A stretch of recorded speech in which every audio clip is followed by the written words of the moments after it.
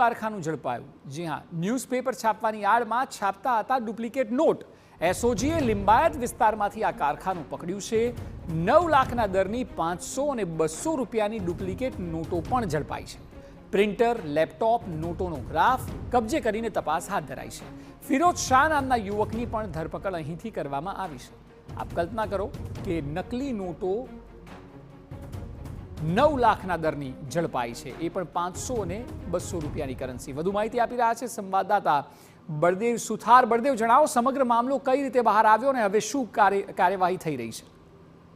Surat SOG જે team જે છે તે માહિતી મળી કે સુરત લિંબાયત વિસ્તારની અંદર એક જે પેપર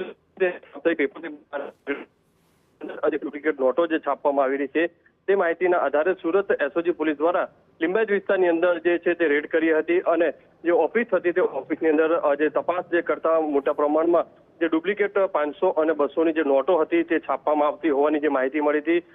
પ્રિન્ટર છે, કોમ્પ્યુટર છે, લેપટોપ છે, જે અલગ અલગ નોટો જે છાપવાના જે કાગળો છે તે મળી આવ્યા હતા।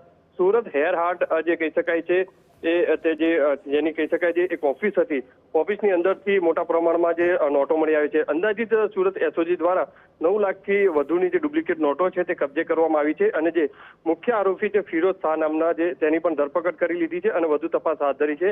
મહત્વની વસ્તુ એ તપાસમાં આવી રહી છે કે કેટલા સમયથી આ જે છે ડુપ્લિકેટ નોટો છાપવામાં આવતી હતી અને કયા કયા વિસ્તારોની અંદર આ નોટો છે તે વટાવવામાં આવી છે કે નહીં, એ તમામ બાબતોને લઈને જે તપાસ છે તે શરૂ કરવામાં આવી છે।